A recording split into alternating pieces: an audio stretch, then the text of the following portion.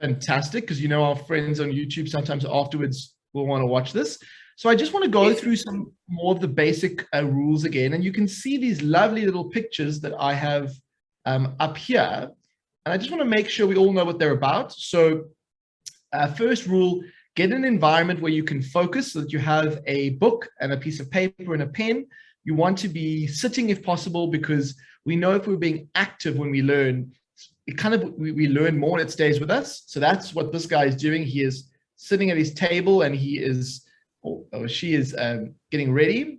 And then what we're going to do is we are unmuting your microphones at the beginning, but now when we start the lesson for the first 15 minutes or so, your mics will be on mute. And so you'll have to use the chat bubble. And Ms. Anya is super keen to talk to you. And so she will be watching the chat if there are any problems. And then after a certain period of time, we will unmute you again. But just to remind you, we really are wanting you to make use of that chat functionality, and then we'll open the mics at certain times during the lessons for questions. Okay. So that is that part there. And then the Math 24 answer was just, like Pelesa said, 7 times 3 gives you 21.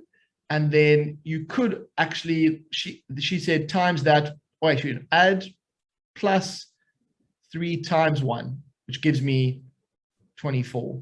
So that is how we do it. There's a couple of other variations, but essentially that will get you to the answer.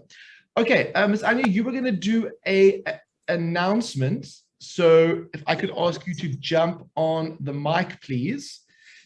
Great, thank you so much. My time to shine. Right, so just to check in, if you guys are enjoying your time at Watobe and you feel that you're learning and benefiting from this, then please, we want you guys to join us and work with us, right? Go and tell your parents, not now, but after this lesson, go tell your parents or your guardians or whoever's at home that you are really enjoying Watobe and you're benefiting from this, so they can make the payments. If they make the payments, then we can continue working together as a team. Yeah, that's all from my side. And like I said, we really love, and I love seeing the same faces here every week. Yeah. So we would love to work with you guys. All right, yeah. Back to Sir. Thanks. No, it is really lovely. I'm starting to get that feeling of a class, which, as you see the names and the cameras come on, you really do get a sense of sort of a class forming, which is really great. Okay, so we're going to start our class for today. And I want to start with a little review. And the review is basically going to be to just have a quick look at some words that we've used in past lessons, okay? So the words that we've used in past lessons that are going to come up today are going to be the words factors, so factors of numbers. We're going to see the words multiples come up. So if I give you a number and I say, what are the multiples, that will come up. Something called prime numbers is going to come up. Something called composite numbers is going to come up. Then the method of finding the prime factorization of a number is going to come up. This is quite an important skill because it allows us to do a lot of other things. So, you know, really what this is taking a number, say, for example, like 8. If I wrote that as its prime factorization, 8 is a very simple one. It's just going to be 2 times 2 times 2. And, you know, if I had a number like 15, the prime factorization would just be 3 times 5. And the reason we call it a prime factorization is that when we take a number and we break it into its factors, basically those are numbers that when we multiply them together, they give us the original number. But prime factors mean that the numbers that are being multiplied aren't just any numbers, but rather they are prime numbers. So 2 is a prime number, 3 is a prime, 5 is a prime. So prime factorizations only have prime numbers as factors. Let me give you an example of something different. If I had 21, actually 21 is not a great example. Let me give you 12. If I said to you 12 is 2 times 6, is that a prime factorization of 12? Well, it's not, because 6 is not a prime number. It turns out that we can break down 6 further into 2 times 2 times 3.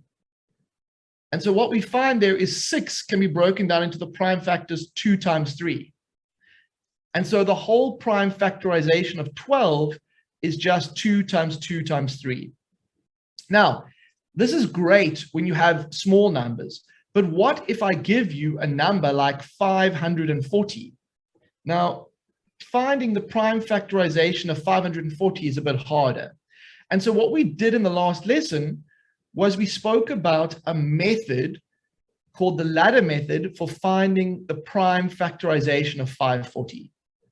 And what that allows us to do is to break 540 into a something times something times whatever the factors are going to be. This ladder method helps us break it down. And once we know how to break down a number into its prime factors, we can do all sorts of cool things with it. So it's a skill that we have to master. Now, in the last lesson, we were also asked about the ladder method or the tree method. Now, I think someone's on unmute for some reason, if you could just mute. So both of these methods are fine, but the method I will be focusing on is the ladder method, just because I think for the majority of people it'll be useful. But if you get the same answer, completely fine. The tree method just looks a little bit like breaking up a number into, say, for example, 12. You could say, okay, well, I could break up 12 into 2 and 6, and then I could break up the 6 into 2 and 3. And then what happens is, now I've got down to prime numbers, I just get 2 times 2 times 3 to get me to my list. But I don't want to, if you're comfortable with the ladder method, if your teacher's doing ladder method, I'm not going to talk too much about the tree method. But those who are doing the tree method, just to show you, you do get the same answer. Okay, then the other thing I'm going to talk about today is the highest common factor and the lowest common multiple. And so those are words that are going to come up, and they are going to be related to these things up here. Okay, so that's the vocabulary for today. Now, I want to start with trying to use these words in a context. So here's my question. Consider the numbers 3, 15, and 21 in the context of these words. I want you to write a little chat thing where you tell me, how can you relate these numbers to these words above? And I'll give you an example. The factors of 15 are going to be 1, 3, 5, and 15. So that's relating the word 15 to factors.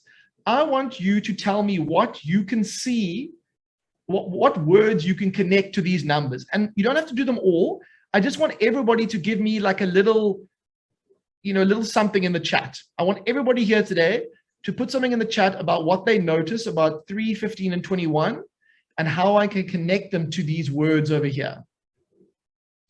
So maybe what are the multiples of 15 is another question I could connect. And I'm going to give you 3 minutes to do that. I want you to give me as many examples of things that you could connect in the chat. Okay, on your marks, get set, go.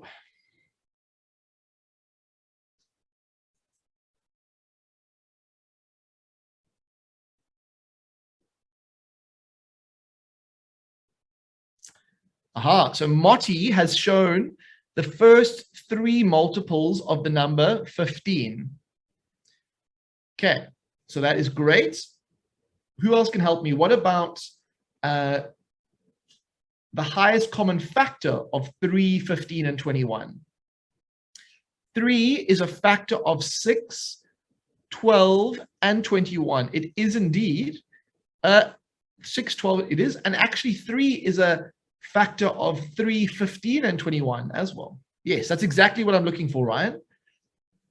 Who else can tell me? Which of these numbers are primes and which of these numbers are composites? Zayan, you are on the money. 3 is a prime number. Why is 3 a prime number, Zayan? Can you remember why it's a prime number?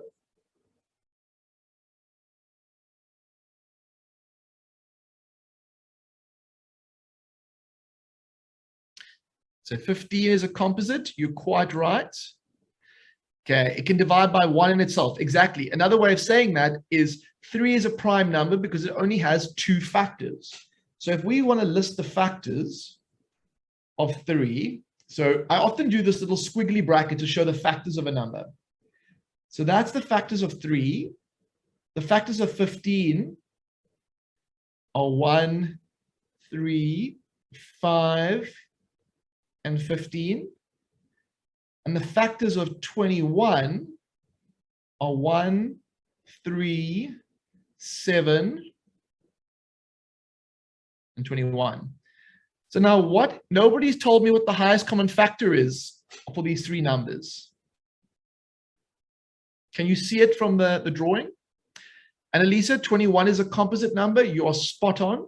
How do we know it's a composite number? Well, look at its factors. It's got 4 factors.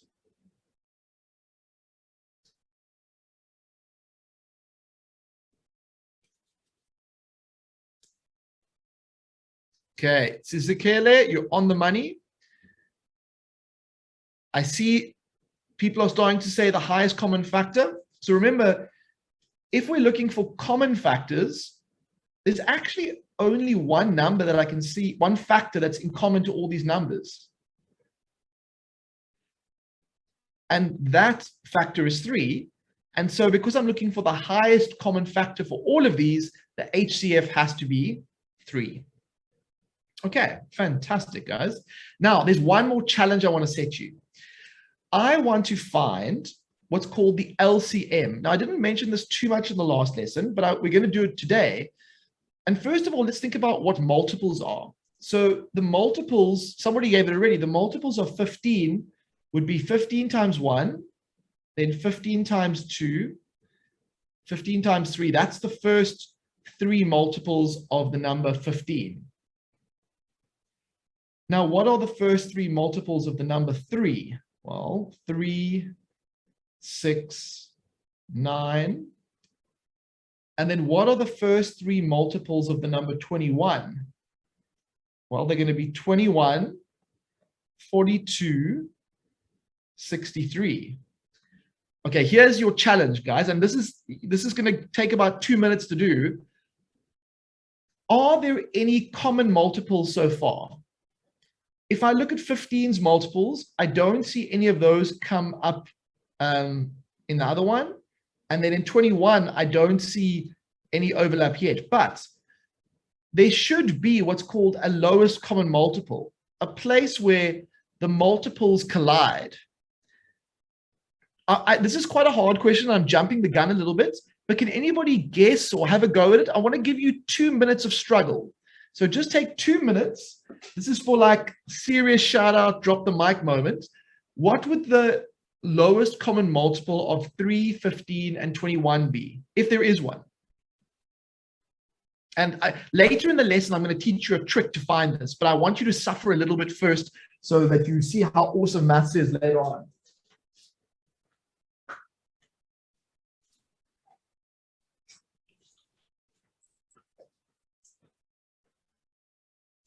I think a good way to start is to extend these multiples.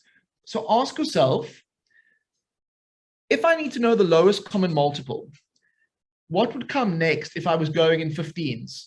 So 15 times 4 is 60. And then I get 75. And then I get 90. And then I get 105 and 120. Okay. I see some guesses coming in. Let's see. So, sir. Yes. I was about to use the ladder method to help you to find the LCM or either the HCF just depending on which I was gonna use. Is So, that fine? Is that allowed? It is allowed, okay. But it will be, I'm going to teach that to you later on in the lesson today. Okay, no problem.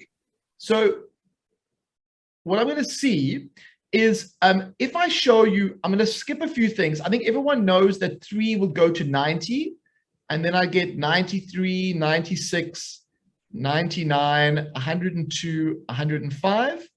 And then if I go up in 21s, I'm going to get 84, and then I'm going to get 105.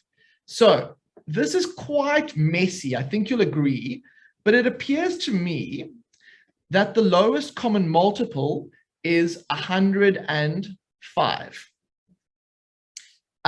So what I want to do is I wanted to convince you that finding the lowest common multiple, whilst you can do it and it takes a while, it would be so awesome if we had a quicker method for finding the lowest common multiple or the highest common factor. And I spoke about this in the last lesson, but I need to reinforce it.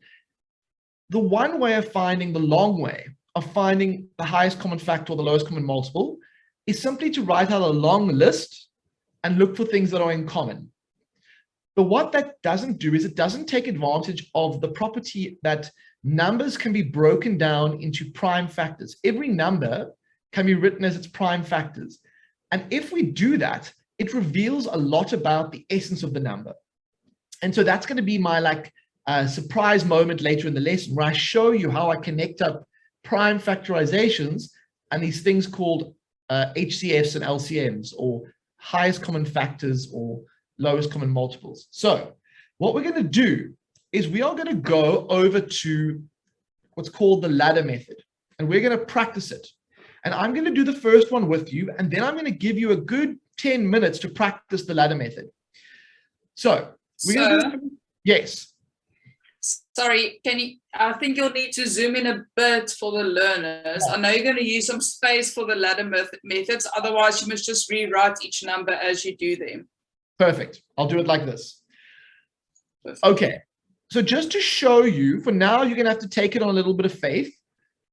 I want to know, if I said to you, what is the highest common factor, for example, of 150 and 540? That would be a very difficult question. Well, it wouldn't be difficult, but it would take some time to do. Whereas if you use the ladder method to help you understand what lives inside 150 and what lives inside 540, it can be much quicker. So I'm going to say to you, my goal is to find the highest common factor of these first two numbers. But in order to do that, I want to use the ladder method to write the prime factorization of 150 and the prime factorization of 540.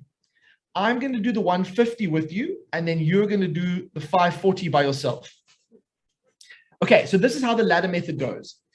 You ask yourself, what is the smallest prime number? The smallest prime number I know about is 2. Does 2 divide into 150? Or another way of saying that is 2 a factor of 150? And it is. If I go 150 divided by 2, I get 75. Okay, now I ask myself, is 2 a factor of 75? No, it's uneven. So what's the next prime number? Well, the next prime number is 3. Does 3 divide into 75? It turns out it does.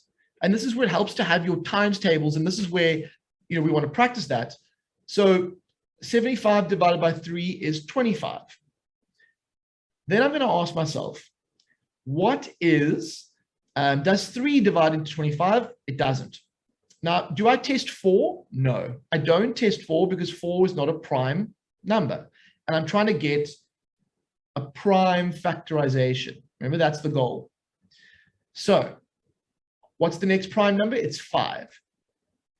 What is 25 divided by 5? Does it exist? Oh, it does. Beautiful. And then I ask myself, does 5 go into 5? And it does. And then I get the number 1. Now, when I get to 1, I know that I've completed the ladder. And so the last step, if you'd like, is just to write out the prime factorization, which is 2 times 3 times 5 times 5. Okay, now it's over to you guys. What I want you to do is I want you to try and write down the prime factorization of 540. And then using that information, I would like you to try and find the highest common factor of 150 and 540. Guys, it is over to you. May the force be with you. I'm going to give you about 4 minutes to do this. And then while we do this, I'm going to take questions from the class. If you could just put your hand up, and then Ms. Anya will either reply to you in the chat or she will allow you to ask a question. Right, so we've got a hand from Rahab, and then after Rahab, there's just something I'd like to announce to the class, or rather, let's make it Rahab, Tandol, and then I'll chat to the class. Okay, Rahabu, or I'm trying looking for the name. Go ahead, I'd love to hear your question. Sir, are we allowed to use the tree method? Yes, you are. So the biggest thing, the tree method is completely fine, and it will also get you to the prime factorization. All I want to make sure is that we end up with the same answers. So absolutely fine. In fact, some people will say the tree method is better. It depends on what process you're thinking about. I've made the decision for now to go with the ladder, but really it's completely fine as long as we're getting the same answers. Who was next, Anya? Next is Tandol, and then after Tandol, it's Murdy. Okay, Tandol, go ahead. So my question is all of like the sessions on YouTube? They are, yes. Also, they're on the website. So if you go to in fact, at the end of the lesson, maybe today, I'll just demo this for you. Maybe Anya, just remind me if you can. If you go to the Watobe YouTube page, that's one way of getting it. But the best way to do it is to go to the Watobe website, then click on grade 8s, and then click on whole numbers, which is the course we're doing at the moment. And so all of them are listed. This is the 5th lesson that we're doing in the course so far. And the last lesson in whole numbers will be on Wednesday, and then we'll start a new unit, 6th lesson unit next afterwards. Okay, thank you, sir. Cool. Next person, Murdy, I think it was. Yes, sir. Go ahead. Murdy, you need to unmute yourself when you ask your question.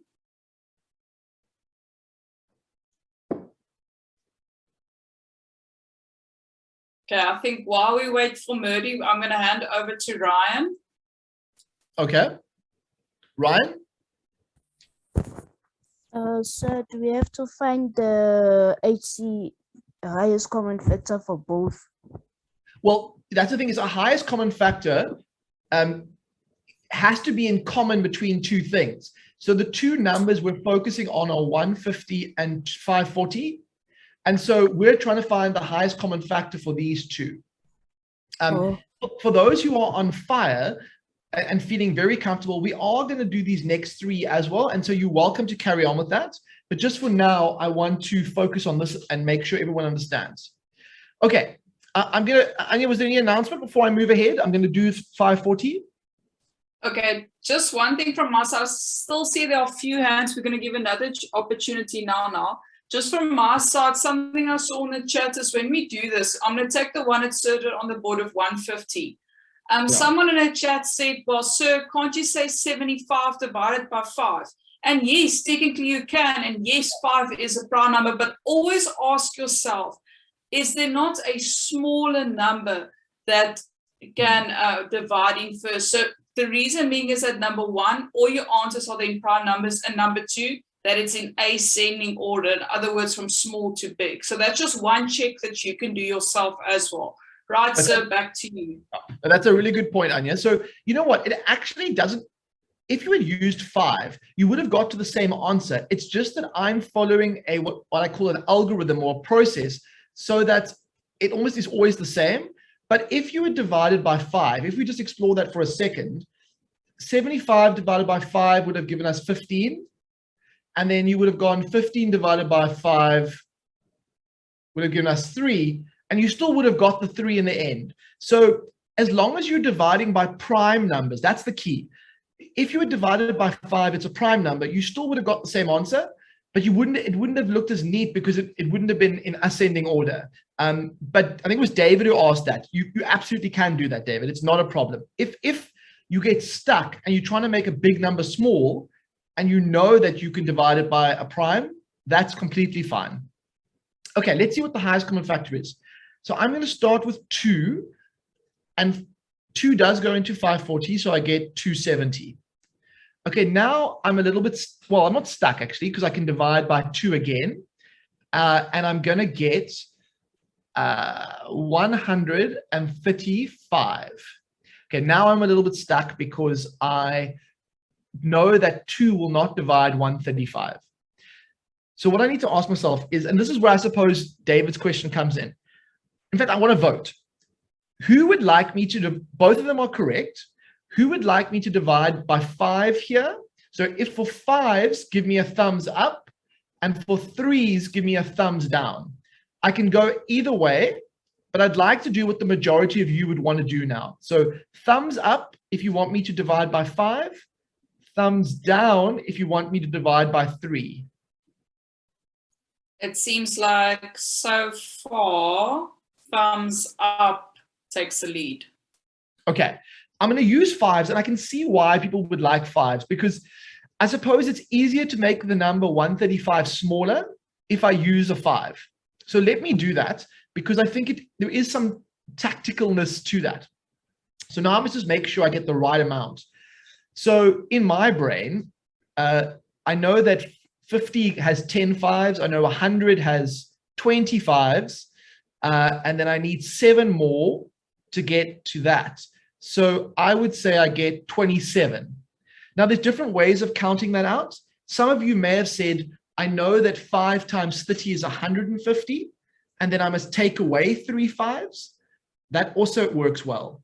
But either way, you're going to get to 27. Now you're stuck because 5 doesn't go into 27. And what you need to remember to do now is to go, okay, I didn't check 3.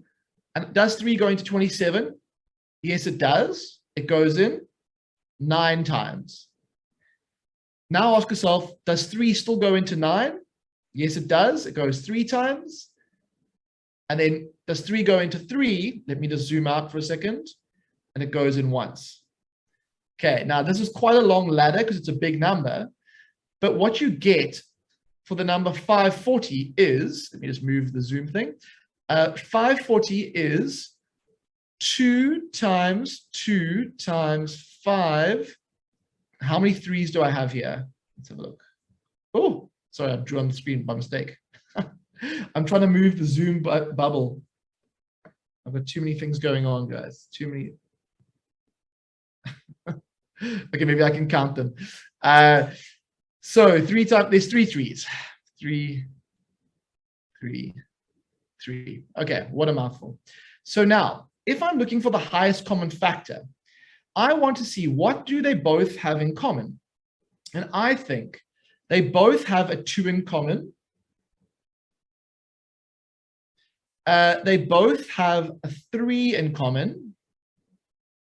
And they both have 1 5 in common. Just take a moment to look at that and see if you agree. So both of these have the factors 2 times 3 times 5 inside of them. That's all they have in common. And yes, they have a common factor of 2, but if I said the highest common factor was 2, that would be wrong, because there are numbers that are bigger that are also factors. And so the highest common factor for me is going to be 2 times 5 times 3, which I think is 30. And if you count this out, you will see the answer is 30. Give me a thumbs up if it's broadly making sense. Give me a thumbs down if you're like, whoa, whoa, whoa, this is too much. So thumbs up if it's sort of making sense. Thumbs down if you're struggling. Okay. What I want you to do next is I want you to try and do the ladder method for 360 and 1050. Okay. So you're going to try and do the ladder method for 360 and 1050. I'm going to leave this what's on the board up for a little bit, and then I'm going to remove the ladders because it gets a bit cluttered. In fact, let me remove them now. I think we've had enough time with them on screen. I'll just leave up the other stuff. So while you clean up and while the kids are working out the HCF for 360 and 1050, is there anyone in the class that might have a question or so? Because I saw a few hands going up and down in the lesson. Are there questions? I can take questions now. I know from my side, I think I might be pronouncing it wrong. Please correct me. Sibu Siso keeps asking a question, but then when they unmute, we can't really hear you. Is it possible for you to maybe just type your question in the chat, please? Yeah, we can go from there. Okay, I don't see any other hands or so, but I assume we can carry on. But if there is anything, guys, just raise your hand or reach out to me in the chat. Yeah.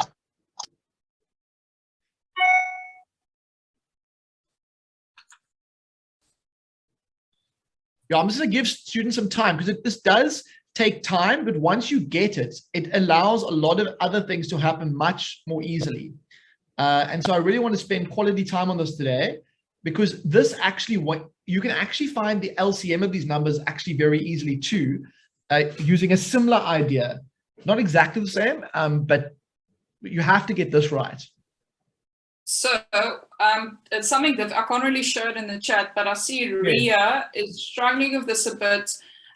Do you mind just assisting Ria with like one number or so, just to make sure that she's on the right path? Thank you. Perfect. Okay, so let me have a quick look at the chat here. So Ria, when you start for 360, I'm going to assume that would be where you would start. Ask yourself, what is the smallest prime? And I'm trying to, the goal here is to break up 360 into a multiplication, where the multiplication is made up of factors and what we call prime factors. So as an example, with the 150, I've got 2, which is a prime number, times 3, which is a prime, times 5, which is a prime, times 5, which is a prime. That's what we want to get to for 360, but we don't know what its prime factors are. Prime factors are like almost the atoms of numbers. They are the building blocks that give us bigger numbers. It's kind of weird, but in mathematics, prime numbers are really important. So I always start with the smallest prime if the number is even. So I say, can 2 divide 360 exactly? Or another way of saying that is to say, is 2 a factor of 360? And I think it is, because 360 divided by 2 is 180. And now 180 is still even, so I can divide by 2 again, and I get 90. And look how wonderfully small my number is. And I just keep going. So I go 90 divided by 2 is 45. I just keep going, and now I get stuck, because 45 is no longer an even number.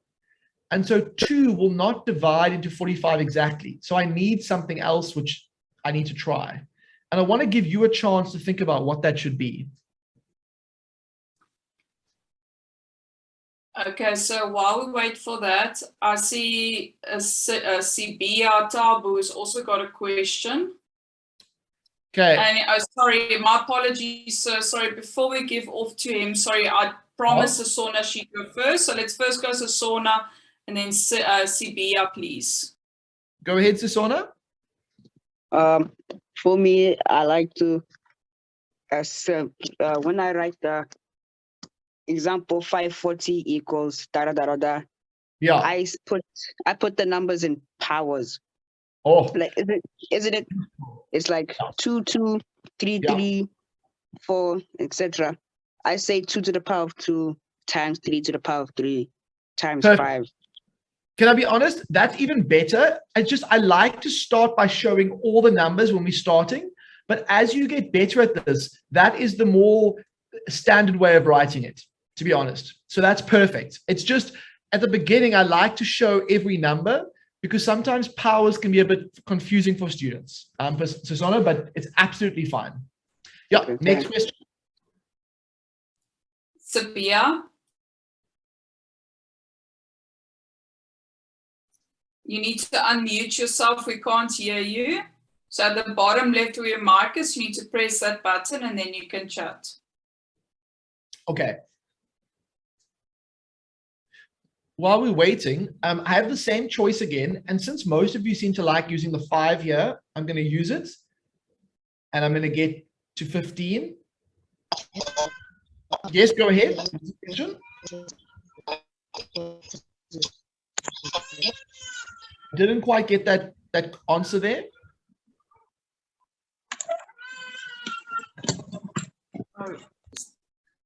Students or learners, please, just a reminder, please keep your mics muted or so. If you have a question, please raise your hand, and when we give you the opportunity to chat, then you can unmute. So do you want to carry on? I see there's 2 hands. Do you want to carry on with questions, or do you want to carry on with your lesson for now? No, I'll take 2 more questions. I think a lot of students, if students are going ahead, you can do 625 just to check. But for now, let me take another question and then I'll move on. Okay, I'm going to last 3 questions before we move on. So Sabia, I'm going to give you 1 more chance, then Ria, and then after Ria to Melo. Go ahead.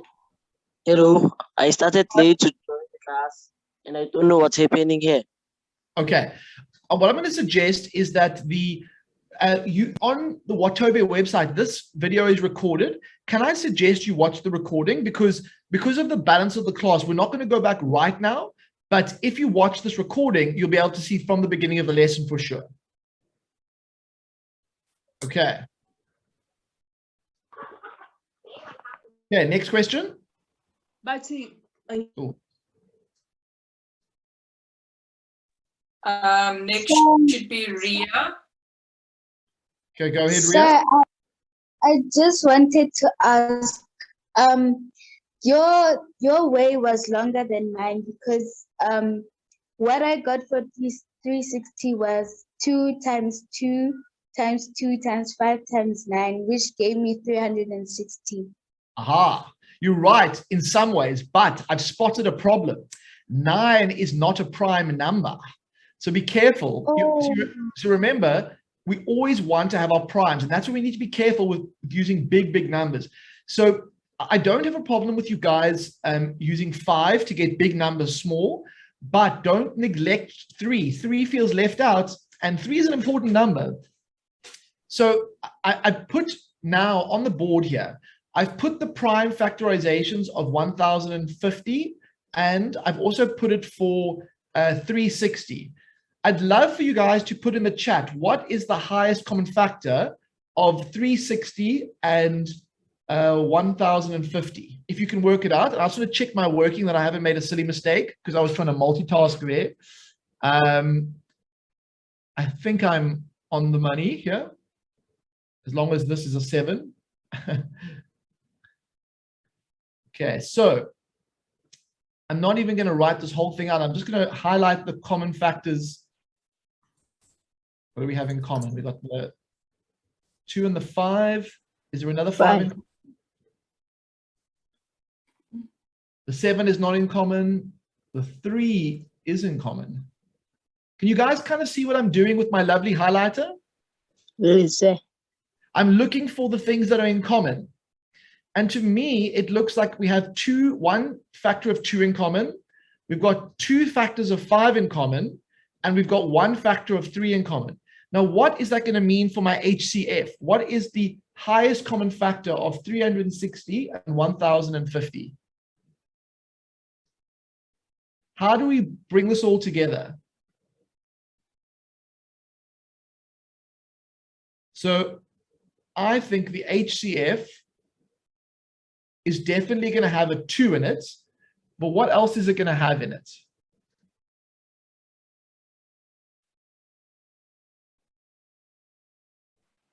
Sir, may you please repeat the question? Yeah. So what I've got in front of me right now, in fact, I'll even zoom in a little bit so it's the only thing we're thinking about, is I'm focusing on 2 numbers 360, and 1050. And I've done a lot of work. And I figured out that the number 360 can be written as 2 times 2 times 2 times 5 times 5 times 3. And that's called my prime factorization. The number 1050 can be written as 2 times 5 times 5 times 3 times 7. Now, these ladders here, these are the prime factors that are hiding inside the original number. So these factors are living inside of 1050. Now, what I'm asking you is to compare these two numbers and ask yourself, what is the highest? Now, you can see the common factors. The common factors are clearly 2 is in common, 5 is in common, but I want the highest common factor of the two numbers. And the way we get that is we look for all the things in common, and then we write them as a multiplication. So we go 2 is in common, then it's 5, then there's another 5 that's in common. So maybe I should cross these out as I go. I'll show you what I'm doing. And don't forget the 3.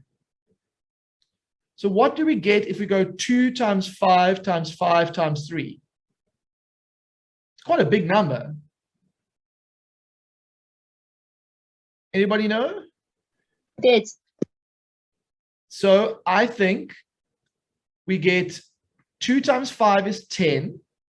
10 times 5 is 50. 50 times 3 is 100 and, oh, wait, am I making this up? Have I made a mistake here? Sorry, what's this now, sir? I was checking the chat. No, it's fine. 50, 150. That I must have made a mistake in my okay, let's go back quickly. 90. It's 45. Oh, I've spotted my mistake. Okay. How many times? There we go. How many times? See, even teachers make mistakes. Look here. How many times does 5 go into 45, everyone? It's 9 times. I think this is what you were trying to point out to me. And then yeah, sorry, sir. I also missed it. Rahab actually pointed it out a bit early in the chat. Tubelichles also noted it. So it should be 2 times 2 times 2, and then times 3 times 3 times 5. So 222, 333, 5. Perfect. So guys, just notice how a little error definitely adds up in this question. But it's not a problem. This happens all the time.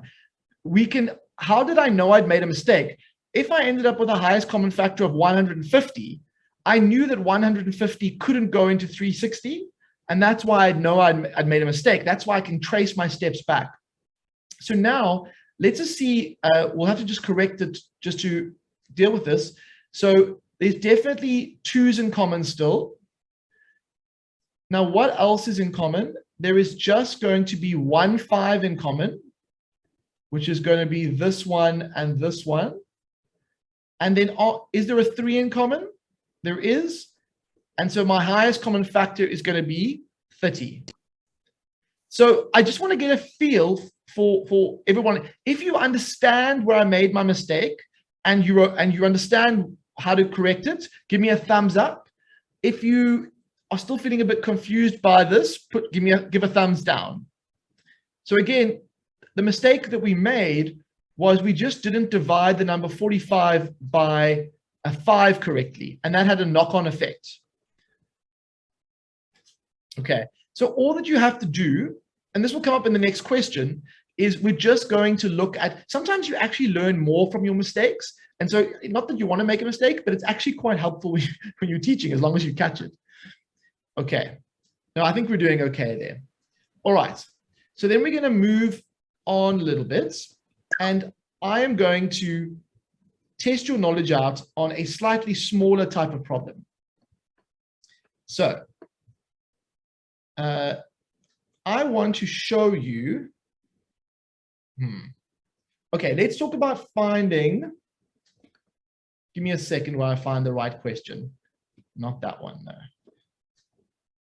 Sorry if you're getting a bit of a headache. I'm just moving to find my questions. Here we go. Okay. I want you to use the ladder method. Now, we're not doing LCMs yet. I will talk to you about LCMs later in the question. but I want you to find the highest common factor for each of these 3 questions, and I want you to use the ladder method for each of them.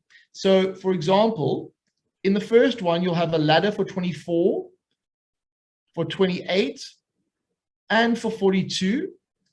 And then the second one, you will have a ladder for 17, a ladder for 21, and a ladder for 35, and so on. And I want you to use those ladders to help you find the highest common factor for each of these. And in fact, you can do this one as well. Okay, so that is going to be, I know these numbers are much smaller now, but I've stretched you a little bit with the big numbers, and I just want you to practice this to finish today. And then in the next lesson, I will talk to you more about LCMs in a bit more detail. But just to finish today, you are going to use the ladder method to find the highest common factor for each of these numbers in the question.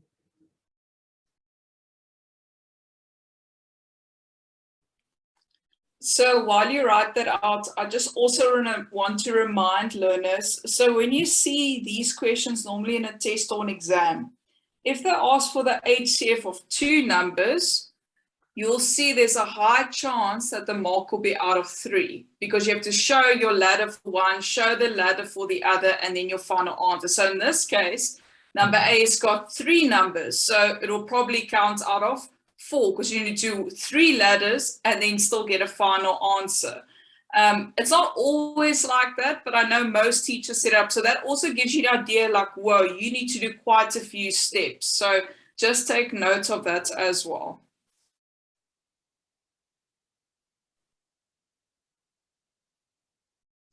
And also, as you get better at this ladder method, it gets quicker. And so I know I'm making you do a lot of these today, but I really feel if I can get you to master this, then you will, yeah, it's just a good skill that you have, basically. And so that's why I'm making you do so many today.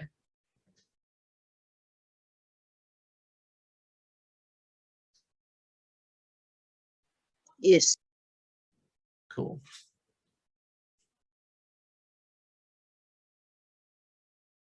And then, so while we're on that note, I was actually going to type it. I thought I might as well just say it. What's nice about the ladder method is you can actually practice it. You don't need a textbook to practice this. So if you guys are getting the gist of this, you practice, you can literally go to your parents or your cousins or whoever and say, right, pick 5 of your favorite big numbers, write them down, see if you can do the ladder method for them, see if you can do the HCF for them. And then you just have to self-test. And if you can, like Sir said earlier, if you can point out an error and understand why it's an error, why it's wrong, that shows that you're learning. And that's where you want to get to these sessions. Yeah, exactly. So like what's interesting about the first one for A is that you're looking for something that's in common across all 3. And at the moment, I actually only see a 2 that is in common to all of these numbers. I don't see a 3 in common to all of them, and I don't see a 7, which would mean for the very first one, the highest common factor is actually going to be 2. Okay, so that's sort of what I'm wanting you to get in the first one. So, and again, I think what we're going to do is we're not going to finish this today. We're going to let you actually leave the lesson with this as part of your homework. And I want you to try and think about, basically your homework for the next lesson is just going to be to find the highest common factor for all of these pairs here. And then I'm going to come back and talk, I'm going to start the next lesson with the same thing. But I really want you to practice using the ladder method. So again, just to focus on A, why is the highest common factor 2? Well, look at the ladders. 24 has lots of factors of 2. 28 has 2 lots of factors of 2, but 42 only has 1 factor of 2 in it. And so we're looking at things that are in common to all of them. Now you might say, oh, what about 3s? Well, 3 is in common to 24 and 42, but it's not in common to 28. So that's where it gets quite sneaky, especially if you have lots of big numbers, which you do get to. Now, Marty, so I like what you're thinking, Marty, but it's actually a bit sneaky. So if you think about, does 4 go into the number 42? So is, Marty's put there 2 times 2, which is 4. The problem is 4 is not a factor of 42. And you can see this by counting in 4s. It's like you get 4, and then you go all the way to 36, 40, 44. 4 is not a factor of 42, which means that 4 cannot be a highest common factor of all 3 numbers. But I love that you have brought that out. So I see Murdy has got a hand up again. Murdy, you need to unmute when you ask your question, okay? Yeah. Go ahead, Murdy. Murdy, we can't hear you. At the bottom left of your screen, there's a little microphone. Press that and then you can chat. There we go. Yeah. Yes, sir. I wanted to say that isn't it 28 equals to 2 times 2 times 2 times 3? 24, I mean, then 28 equals to 2 times 2 times 7, then 42 equals to 2 times 3 times 7. Our teacher told us we should look for like a group. We can call them buddies or friends. So I looked at the first 3 of each sum. Yeah. For 28, first was 2, 2, 2. So that's how I got the answer 2. Perfect. I love the buddy thing. I think that's such a lovely analogy. So look for, like, think about 24, this 2, does it have a buddy over here and does it have a buddy over there? It does. Is there any other 2? Can the next 2 buddy up with everyone else? Well, it can buddy up to here, but it can't buddy up to the next one. So I really like that idea about, does the number over here have a buddy in each of the other 2 numbers? I think that's a really good way of analyzing it. Thank you so much for sharing that. Okay, I'm going to pop off now because I have to prepare for my next class. But guys, it's been fantastic today. Please make sure that we're going to stay on for another 5 minutes, so you don't need to rush out. Please make sure you write down these numbers so you've got these for homework so that you can do them before the beginning of the next lesson. And also, Anya, if we could just push a poll out.